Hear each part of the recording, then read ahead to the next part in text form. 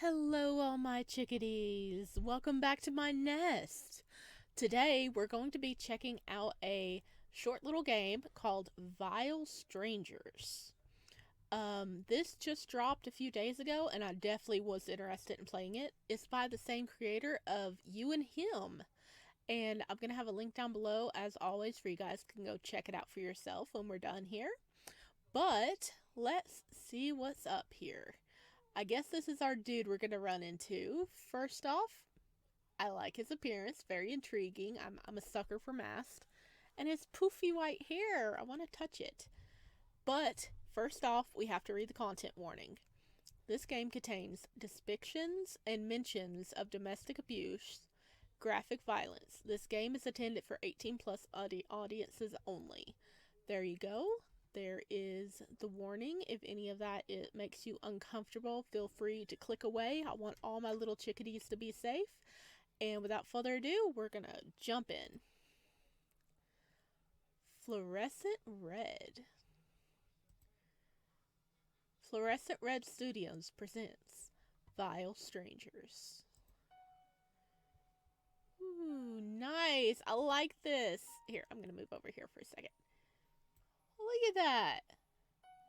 That looks really cool. That's pretty cool. I like that. And see the reflection in his little goggle right there?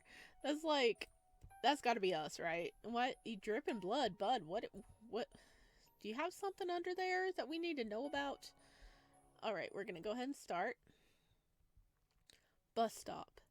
8:45 p.m. Ooh, this is trippy. It's cool though. Businessman. Ugh. The man next to you at the bus stop covers his nose and waves a hand in your general direction. Absolutely vile. Learn to take a shower and use soap for once in your life. Your eyes twitch at his condescending tone, his voice filled with judgment, which is to be expected considering it's coming from a guy in a fancy suit. Oh, how flattering. Just what I need to hear after working 9+ hours. I mean, if you're working that long, and I don't know what we're working, what job we have, but I mean, sweat happens, whatever you're working with happens. This guy's probably not worked a busy day in his life. You think in tired annoyance before flipping him off when he turns his back towards you. He's still gagging, playing up his disgust as he creates a large amount of distance between you two, though not going too far, so he can still catch the bus you're both waiting for. He's probably the sort that's never changed a diaper, you're certain of it. You sigh and lean against the small bench you parked yourself into when you couldn't remain standing any longer. Lifting your arm, you sniff yourself and then wrinkle your nose. Okay. The jerk might have a point. You smell like a mix of blueberry slushy with hints of chocolate sundae thrown in. Not a bad combination, at least not until you take into account that the scent mostly stems from someone vomiting all over your poor uniform. Oh no. You tried to wash off and wring out your shirt in the bathroom sink as best as you could, but yeah, the shirt's probably coming out of your paycheck. Maybe the smell didn't bother you so much as you've gotten used to it. Currently, you work at Bobby and Bibbles, a family entertainment center that offers arcade games and irregular amounts of greasy food that makes your own stomach churn since you know how it's all prepped.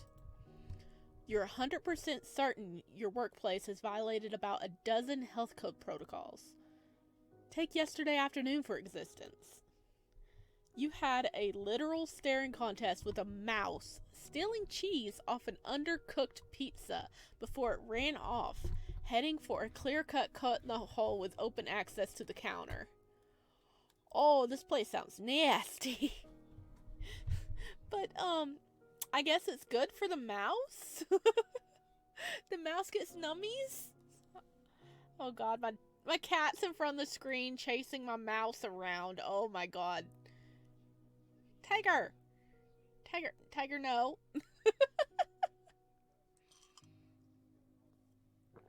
Ah. Tiger, what you doing? You have to interrupt Daddy's recording, don't you? Tiger, move over here. Oh, I love my brat. And despite telling the manager about this, the manager demanded the pizza still get served. Ugh. Ooh. Oh no. God, that's gross. They didn't opt to throw it out, just argued there was no time, then retreated back to their office. Oh my God, that's gross. Oh no. And that's not even the worst of the offenses. Most of them were far more disgusting, but you turned a blind eye each time. Well, not that you got much of a choice. You're steeped in student loans, and this is the only job that accepted you after months of endless searching. Yeah, we can't really raise up a fuss, huh? We need this job. So in the end, you learn to grit your teeth and bear it.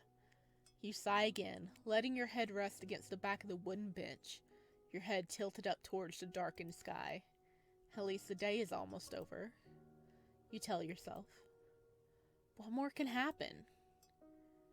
And then you wince, because as soon as anybody says or even thinks those words, shit always hits the fan. Yep. You look over at the man standing far away from you. He's actively ignoring your presence, which is fine by you, since he's probably not going to be the thing that makes your night end up worse because you decide to jinx yourself. Maybe the buses could wind up running late then. Oh, I hear footsteps. You try to predict the terrible luck that'll befall you when you hear harsh and heavy steps. You glance over. Oh, this is the boy. Holy shit, the guy walking towards you is huge. A massive bulk of a man. You need climbing gear just to see him at eye level. He's that tall. So we're gonna climb him like a tree, is that right? It's intimidating. When he makes a grunting noise, you crane your neck to look up at his face, but he's wearing something over it.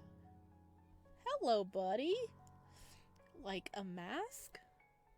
Oh, please say this guy isn't the result of your self-inflicted jinx. He's just some partygoer, right? Probably with a costume theme, considering his apron that looks like there's a few red splotches right on the "you are screwed" alarm starts ringing in your head, sirens going off left and right as your brain scrambles to try to determine whether or not those are actual blood splatters or simply dollops of ketchup made to look like blood. You try to recall if you've seen anything on the news or true crime channels about mass murders in your area. But, if you're being honest, the crime rates are at an astronomical in your city. Despite the fact that you're currently near the outskirts, the place is a festering cesspool of criminals, all congregating together in one area. Not even here is safe. Okay, so, why do we live here? Why do we live here? I have questions.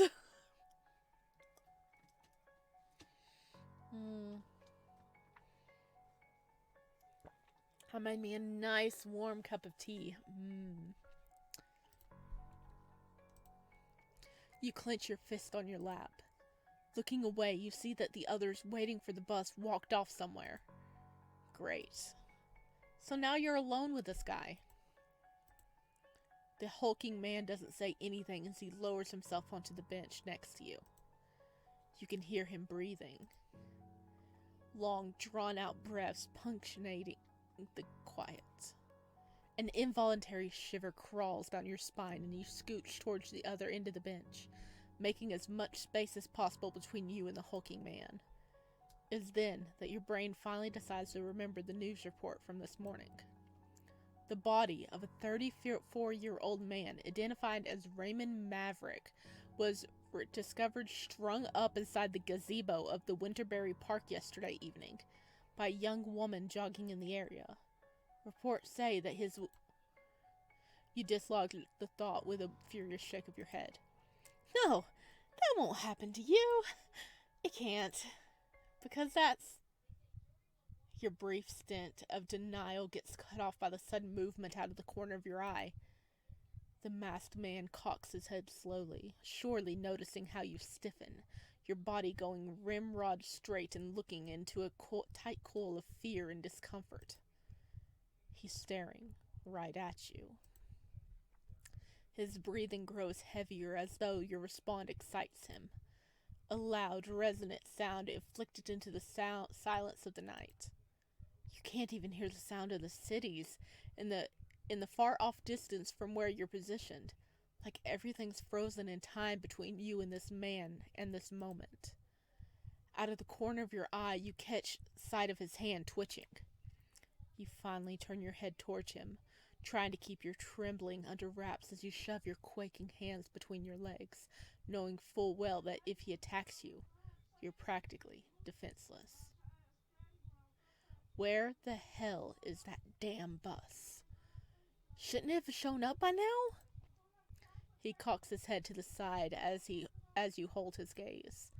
At this moment in time, you really wish you took your trusty old ballistic knife with you as an extra precaution, but your knife wasn't in any shape to offer protection right now, and besides, you didn't know you'd encounter someone like this on your way home from work. Yeah, we may be... we might have jinxed ourselves. The cherry on your shit sundae. Then again, would a knife even bring him down, or would a muscle act as a barrier? You could take on a normal sized guy, but him? Jabbing him with something sharp might wind up feeling more like a splinter or toothpick, and you probably wouldn't even reach his vitals if you went to toe to toe. Yeah, the best thing you can do is avoid the worst case scenario. You turn your head away, the movement junky and awkward, the pressure of being so intensely watched making you self-conscious about everything you do. Buddy, why you watching us? We just minding our business, okay? We mind our business. You're seriously considered leaving at this point. There's plenty of cheap hotels within city limits willing to let you stay for the night. A reasonable option, and one you're heavily considering. At least, until you remember that you've got a list of things to do when you get home that you can't exactly hold off on. Doing so is out of the question. A second idea comes to your mind as you think about walking home, hightailing it on the long stretches of sidewalk, your path lit only by a few flickering streetlights. You could handle walking a few miles in favor of a big scary over here. Yeah, but what if he follows us? Are we gonna run the few miles? But what if he follows you? See? We're on the same wavelength here. Then you're even further away from other witnesses. But at the rate things are going, you're not even sure if the bus will show up anytime soon. There's a possibility the bus broke down en route. It's a hard decision to make. Stay here and endure the creeping-looking man, or walk home and risk him following you. Either way, you need to make a choice. First... Screw this, you're walking home. Stay, but at the very least create some space between you two.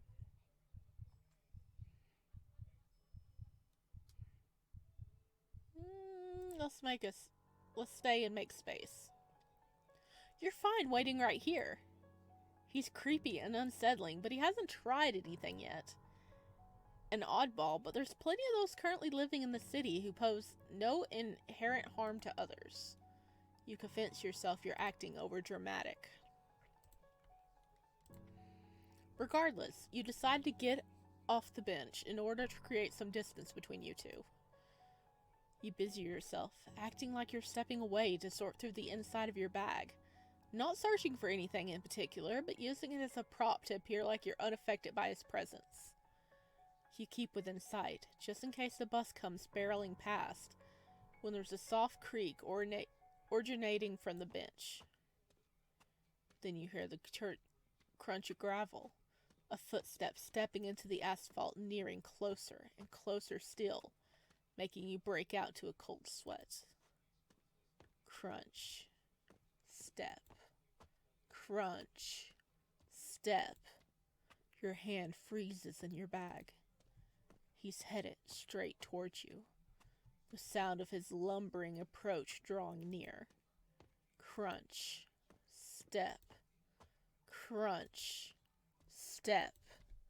You wince at the heavy clunk of his boots, reminded of the possible force he could use against you, his entire body shaped like a weapon built to crush those smaller than him. Crunch. Step. Crunch. He pauses, and you know he's right behind you. Oh, well that's intimidating. The shadow he casts underneath the yellowed glow of the streetlight consumes the entirety of yours, swallowing you whole and making you disappear completely. This feels like the beginning of a campy slasher movie, yet it's your unfortunate reality. You want to believe he's a prankster, someone who gets a kick out of messing with strangers, but there's so many terrible people that you've encountered and endured in this world that you can't convince yourself otherwise, despite managing to do so a few minutes before. Because now he's right behind you, and you feel a hand clamp down on your shoulder. The hairs on the back of your neck stand at attention. You let out a small gasp and watch as the masked man's shadow moves, his free arm rising and lifting while horrific theories of what he's holding cycles through your head. We about to die, huh? We about to die. You don't want to stick around and find out. And finally, your brain kicks into gear. Before he can do whatever he's about to, you dart out from underneath his hand and make a run for it. Bust be damned, you're not staying for a second longer. You bolt towards the direction of the city. Your sneakers slap against the harsh pavement of the cracked sidewalk, your canvas bag banging painfully into your hip. But you ignore the pain because you can hear him, the stomp of boots. You're right to fear him, because now he's giving chase. He's eating up the distance between you two. You know he is because of how long his legs are. One of his strides probably matched 3 of yours. Oh God, he's a very big boy. Ha! Ha! Ha! You refrain from screaming. Doing so won't serve any purpose other than making you lose previous amounts of oxygen that you could use for running away from the masked man. Not to mention, you doubt anyone's around to hear you. Not unless that man who gagged at you earlier is still hanging around somewhere. But there's no sign of him. And even then, he'd probably turn tail at the sight of you screaming and the figure chasing after you, because you know, guys like him, and they're not in the habit of helping others. Especially when their lives are on the line. You're alone in this. The masked man breathes. You grit your teeth as you pump your arms and legs faster. The cold bite of air whips rushes past you and stings your face and cheeks. A splash of something wet splashes against the back of your hand as you propel your body forward with each step, the weight of your body getting heavier the longer you run. Overhead, darkened clouds descend, covering the entirety of the night sky.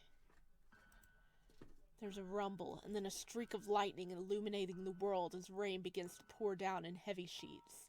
The change in sudden, you find it almost laughable. It's like you're filling out a slasher movie bingo card. We kinda are. We kinda are. What a joke. But you refuse to let the weather keep you from escaping the deranged man, who's become even more frantic. Ha, ha, ha. He's so much closer now, isn't he? You risk sneaking a glance over your shoulder. And scream. Oh God, he's right there. Oh no. He's an arm length away. Holy crap, he is booking it. Your body's almost within grabbing distance, and there's something in his hand that you can't quite make out within the darkness. The only thing you can see is that the item glints with another violent lightning strike tears across the sky. A weapon. He's got a weapon. You're certain of it now. Turning your head back in the direction of where you're going, you ignore the sharp burning pain in your side from running so long and hard, trying to at least reach the park to see if you can lose him. Any other path will lead you to a dead end. And your body will end up mangled in a ditch somewhere if you give the masked man an opportunity to corner you. Besides, you're the closest to that area now. The body... Oh no! Wait, okay. Okay, we're remembering it. The body of a 34-year-old man, identified as Raymond Maverick, was discovered strung up inside the gazebo of Winterberry Park yesterday. No, stop thinking about that. There's no way the same thing will happen to you. Not unless... Get back here. Hands grasp at the back of your shirt right as you catch sight of the park's entrance. You make a sudden sharp turn to dislodge the man's grasp and send him stumbling forward and past you as you make a break for the open gap in the rusted iron fencing. Someone cut a small human-shaped hole into the wires to let people pass through when the gates are locked.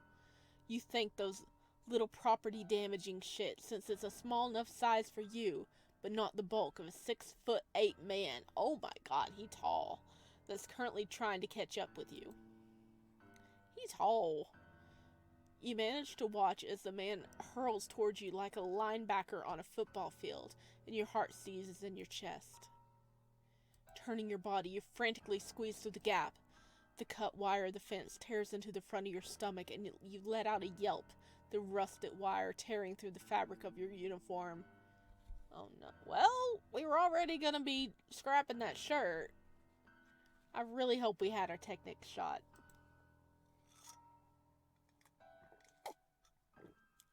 Hi, buddy. How you doing there? Yeah, why don't you stay on that side of the fence? We good. We good over here. That, nice mask you got there. You manage to pull into the other side just in time to watch as the man runs into the fence.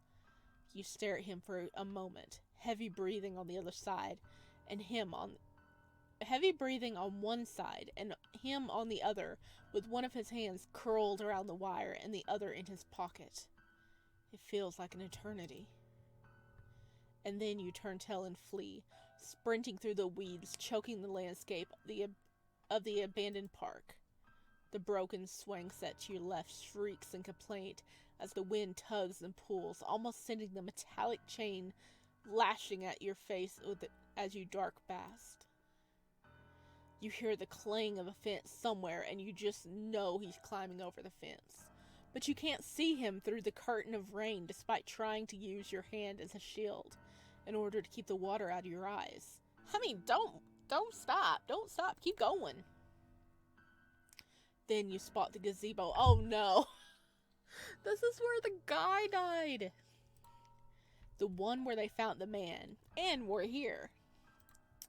You don't hear the newscaster in your head this time, but rather one of your own coworkers gossiping to another in the break room while you were scrolling through social media. My sister was on the scene. She said they cut off his limbs and almost made them look like wind chimes with how they organized his arms and legs. His torso was the center of it all. They completely disemboweled him. Oh no, we have Hannibal Lecter's... I mean, Hannibal Lecter ate the food, but I mean, the way he displayed it, like in the TV show, is what I'm thinking of. You remember hearing the girl say, right as your foot reached the bottom step of the gazebo, "What about his head? And his hands and feet? Usually they identify bodies by dental records and fingerprints and stuff, right?" The other coworker asked around a bite of sandwich. The memory of his comment asked in sync with you reaching the top step and plunging yourself inside the gazebo. The girl telling the story shook her head. They couldn't find them anywhere, although his DNA identified him because of his past criminal history. Well, what you doing with the head, buddy? Her words intermingle with the present as something catches your wrist, and your scream piercing the air with violence and terror as your body gets forcefully yanked backwards, sending you tumbling towards the ground. Yeah, I know about his record. Talk about a scumbag. Your elbow bangs painfully against the rotting floor of the gazebo. He went to jail for abusing his wife and kids or something. Along those lines, didn't he? You stare up at the masked man with wide, horrified eyes. He's breathing hard, your fist clenched at his side. The veins in his arms throbbing as if in anger. He did, and you know what I say to that? Asked the memory of your female coworker, right as the masked man slowly reaches behind him, the thing glinting in your peripheral as he draws it out once more. Good. You screw your eyes shut and brace your arms above your head. Riddance. Boom. Did he miss? You crack open one eye and see a palm extended to you. A small little bunny-shaped keychain resting in that same hand. Huh? You dropped this, the masked man says a bit breathlessly. Your gaze goes from the man to his hand and then back again, and something seems to click in his head. Sorry. When I reached for you, I almost tripped and grabbed onto the railing for support, but I accidentally drug you back in the process. Here, let me help you up. Officially stun-locked, you let the masked stranger help you to your feet. He was chasing after us that hard to give us back our keychain. Oh god. Then he observes a scrape on your elbow. I'm so sorry. He starts batting his pockets before drawing out a bright pastel pink band-aid and helping you put it on the scrape. Should do for now. He's catching his breath and beginning to form fuller sentences. What just happened? You stare at the masked man with your jaw slightly unhinged before you shake your head and point an accusing finger at him. Wait, so you're telling me you chased me down like a madman because you wanted to return something? Why didn't you say something? You scared the living hell out of me. I thought you were trying to kill me, dude. Oh. The masked man sounds almost sheepish and touches the tip of his pointer fingers together as he looks away. I tried to say something, but you suddenly ran away. I didn't realize you were running because of me. Why'd you think I was running then? You fold your arms over your chest. I thought you were looking for something in your bag and you couldn't find it. So I figured you were racing to get it before the bus showed up. I thought it was the keychain you dropped. It's limited edition, right? He's right. The keychain in question belongs to a show called Little Lucy Lambs Herd that aired in the early 80s, displaying a cute and colorful cast of, what else, lambs, who often talked about themes of friendship and doing the right thing. Penny, a pink and purple lamb, wound up becoming your favorite despite acting as more of a secondary character. She taught you to always do what you could to help others without expectations of a reward, causing you to look up to her example, even now as an adult. The keychain, a reminder of that exact lesson. You wonder if that's what the masked man was thinking too as he chased after you. Finally, you nod to his question and clench the keychain in your fist before putting it in your canvas bag for safekeeping, stealing glances at the masked man as you do so. Despite the mask, you can tell his body language that he appears anxious, if not a little shy. Can I ask one last question? You say at last, and he jumps a bit. As if surprised you addressed him, and then he nods, the movements quick and eager. Before, on the bench, why were you staring at me? He fidgets. He touches his mask, playing with the zipper for a moment before dropping his hand. I was staring? He asked, having fully regained his voice, no longer drawn-out breaths. You just stare at him. Your expression patient but tired. You did go into a full-on sprint on the way here after all. Not to mention, you had a long day of work. Yeah, 9 hours plus a full-on sprint? Yeah, we tired.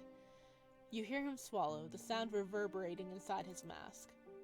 Oh, I'm sorry. I thought you were pretty, and it made me want to sketch out the design for a new mask.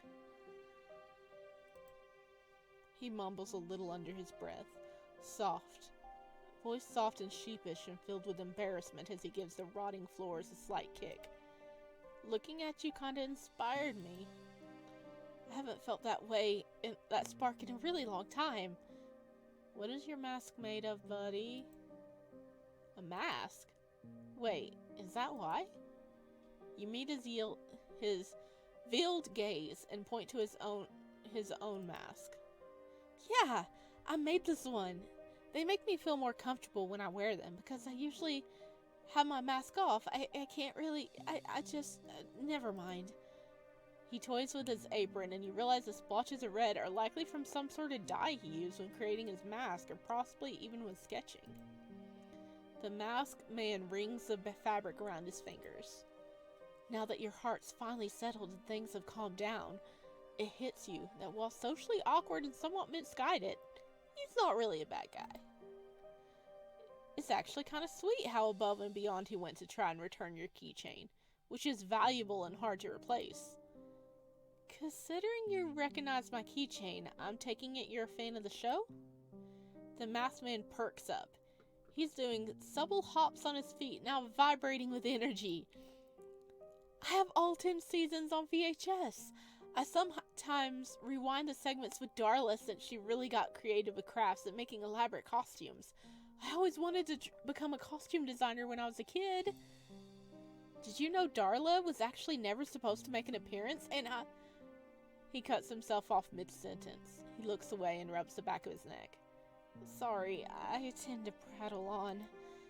You blink at him, and then your gaze softens. I don't mind. I actually like learning more about the show.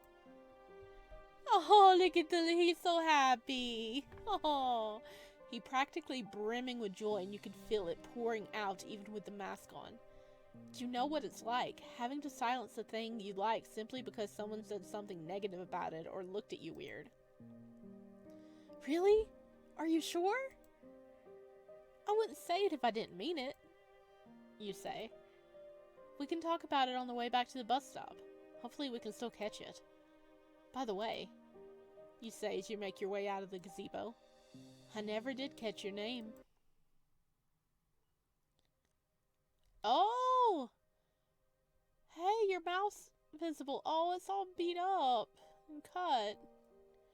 The masked man hesitates a moment, all bashful as if he's considering something, and you watch as he brings his hand to his zipper, drawing it up a little to reveal his mouth. It's Theodore. There's a shy smile playing at his lips, and then he quickly zips the mask back down all the way. It feels significant. And you think back to what he said a few moments earlier in regard to the mask he wears. They make me feel more comfortable when I wear them, because when I usually have my mask off, I can't really, I'm just never mind. Aw, does he have like scars and stuff? It looks like it, but is his whole face like that? Yet, despite whatever reservation he seemed to hold about taking off his mask, he unzipped it. Just a little. You don't know why, but a quiet smile finds a way to your lips. He trusted us. You and Theodore make your way back.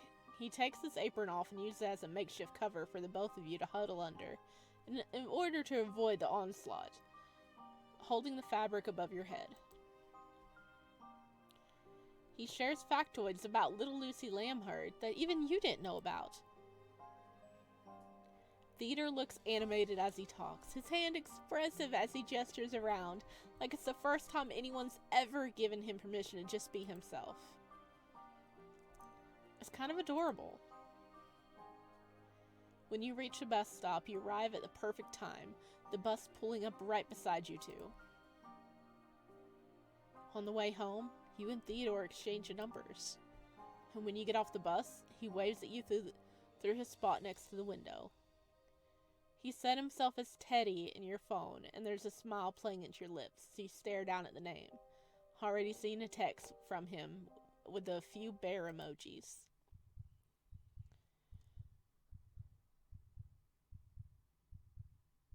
What?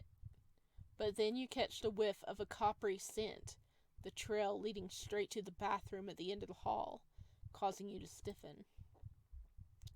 You place your phone into your back pocket and drop your bag. It lands with a heavy thud in the quiet of the house. The silence, despite the ongoing storm, feels unnatural, no sounds coming in. Or out. You finally make your way towards the bathroom. The hallway feels so long and tedious to walk down as your heart hammers against your chest, violent and all-consuming. Your hand reaches for the doorknob and pauses. You give yourself 1 second, then 2, before you open the door.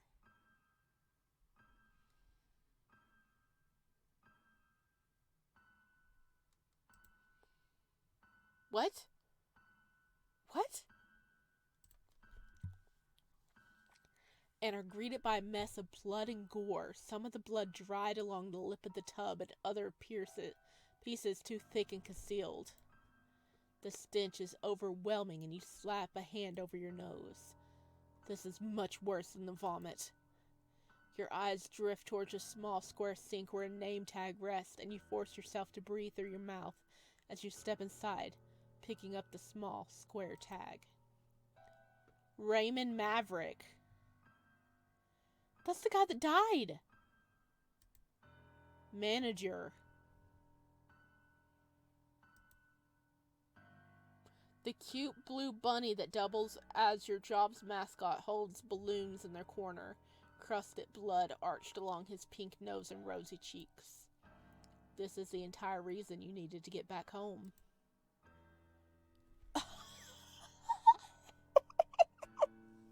You couldn't pull off getting rid of the rest of the evidence since you're sure law enforcement will start digging into your manager's death.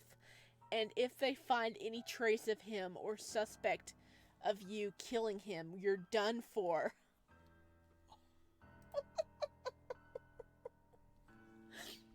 We killed our manager? Well, apparently we done it like yesterday or something. Oh my god, we had to come back home to clean up the mess, the murder that we did for our disgusting manager. And we thought we were going to get murdered all the way. We're the murderer. Oh no. You always hate cleaning up after your messes. How many times have we done this? You don't exactly enjoy killing people. You don't do it for the power or the high because you saw it as some sort of sick fantasy. You do this because putting an end to people like Raymond always proves necessary for the pain they cause to those around them. Putting an end to their cruelty when the law refuses to. You loathe people like Maverick. They bring out the worst in you, and you wield that burning hatred towards them like a weapon. It wasn't even the rumors at your job that alerted you to his abusive behavior, but something you witnessed in the parking lot after you just gotten off your evening shift, watching as a small SUV careened past you.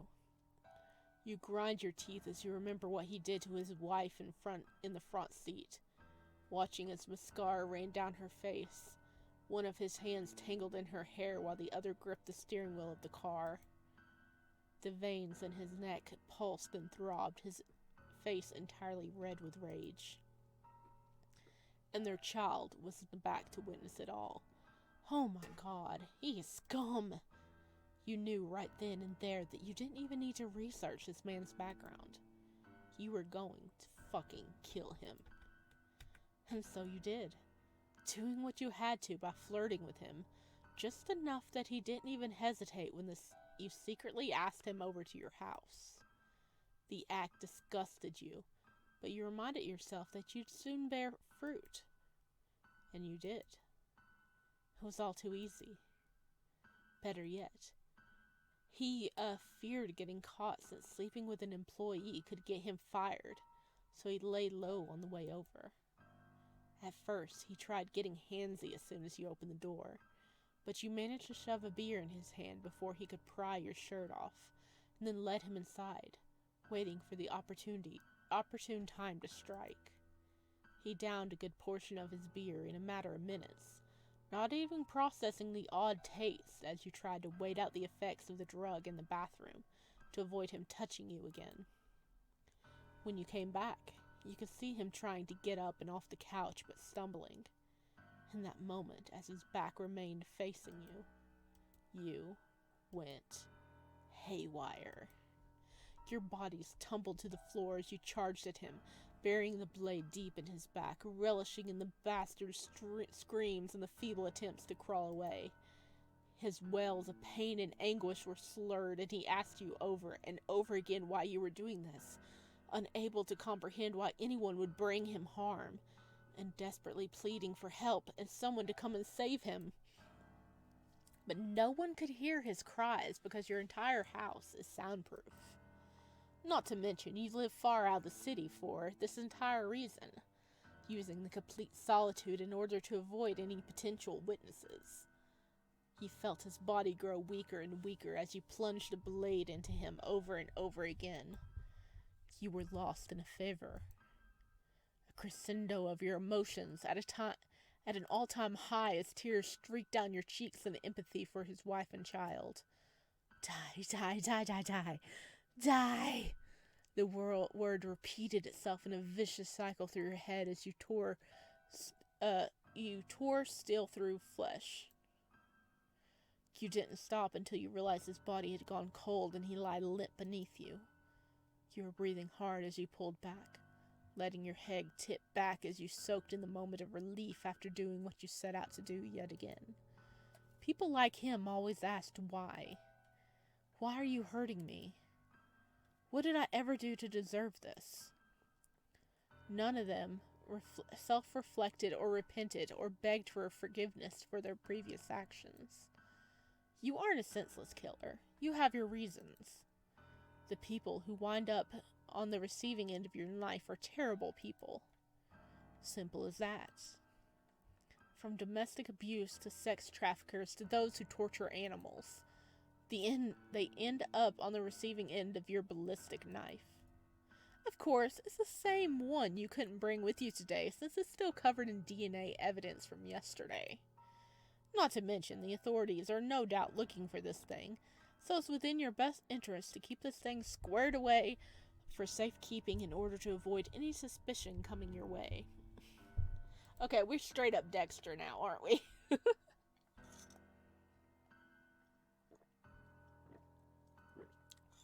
Dang. How many people have we killed? Is my question. But it sounds like this guy had it coming, though.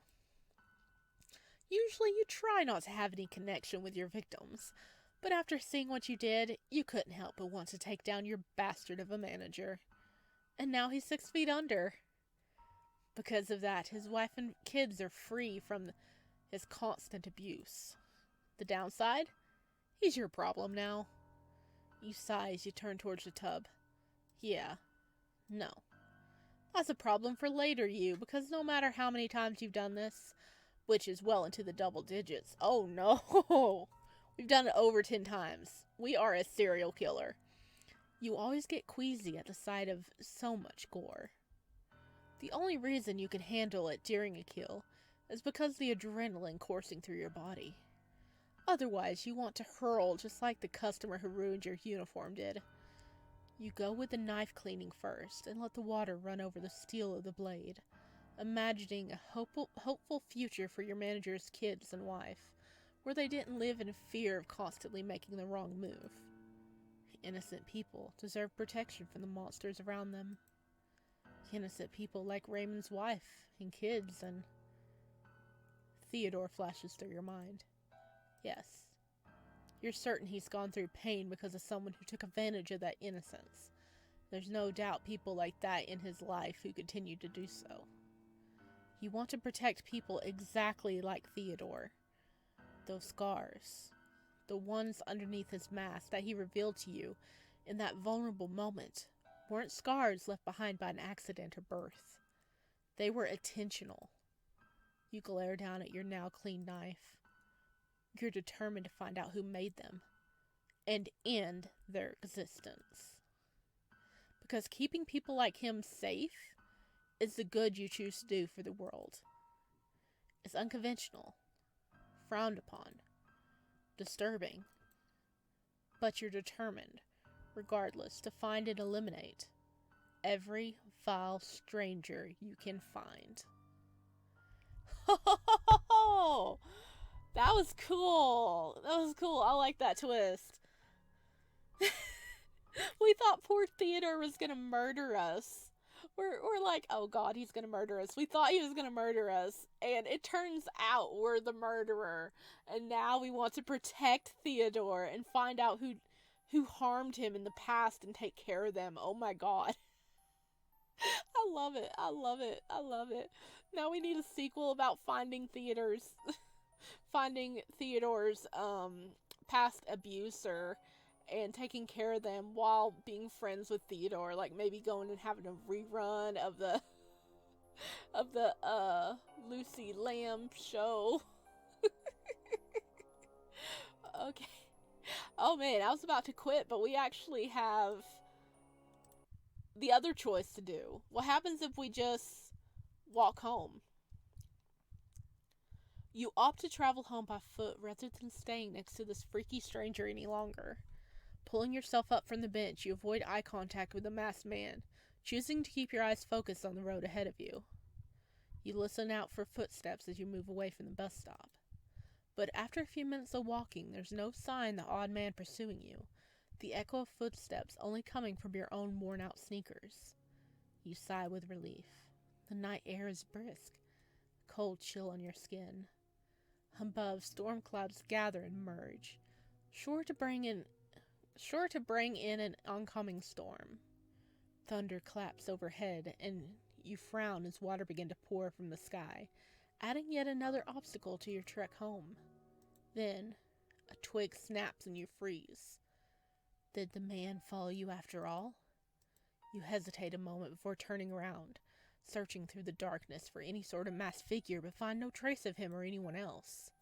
Swallowing hard, you force yourself to try and get rid of the paranoia as you continue your way down the empty streets. But for some reason, every little sound sets you on edge. A deep-rooted fear of something lurking in the darkness, ready to spring at you when the moment presents yourself. This is like so ironic now that we know we're the killer. We kill people and we're like out here paranoid.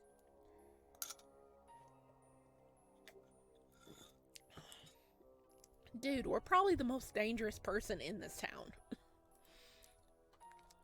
You imagine those strung up body parts belonging to Raymond, replaced with your own, your body hollowed out like the guts scampered out of a pumpkin. A shudder runs through you. You don't consider yourself to be a terrible person. Well, yeah, we're trying to take out all these vile strangers, so I guess we don't. In fact, you even try to return some good to the world in your own way. Which we know what that is now. But others would argue against the good you do. Maybe they'd even go so far as... Your thoughts are interrupted as you hear a slight dragging sound. You peer behind you, but no one's standing there. Did you hear wrong? Frowning, you glance back to the road ahead before your gaze lands on something standing off in the distance. A vague human shape. You recognize the businessman from earlier. What's he doing here? As you begin approaching him, you feel as though something is not quite right, an uneasy feeling spreading throughout your gut. For some reason, he's staring in the direction of your house, which you can see off in the distance. He remains immobile despite the ongoing storm. Why are you looking at our house, bud? Are you an undercover cop? You can't even see his chest rise and fall as he breathes. It's creepy and unsettling, and you're starting to regret your decision to walk home. but you're almost there, so you might as well just shuffle past him and try not to make eye contact or encourage any sort of attention. You're relieved when the businessman doesn't react as you walk by, but then you realize something odd. In his breast pocket, a wilted red rose peeks out and you frown at the sight. Why would a businessman have a red rose sitting there? Then again, maybe there's some plausible explanation and you're just looking too deeply into things. But right as you pass him, you feel something clamp around your wrist and you look over your shoulder. You see the man staring at you with a hardened expression. There's something familiar about his face that you just can't place. Is he a ghost? Like you've seen him somewhere before. But before you can react, something sinks deep into your gut. You gasp. It burns. The man then shoves you back and stumbles off the sidewalk and into the middle of the street, holding onto your stomach as you try and process what's happening. When you drop your hand to see it stained with blood. As your gaze meets the man again, he takes out the wilted rose and tosses it towards the front of your feet. You look down at it with confusion, right before you hear the blaring horn of a bus. And your body is pulled under and crushed beneath the bus's wheels, your entire body pinned beneath the hulking skull. Still, as your world turns dark, all you can ask is, why? Bad end! Huh. That one was more mysterious.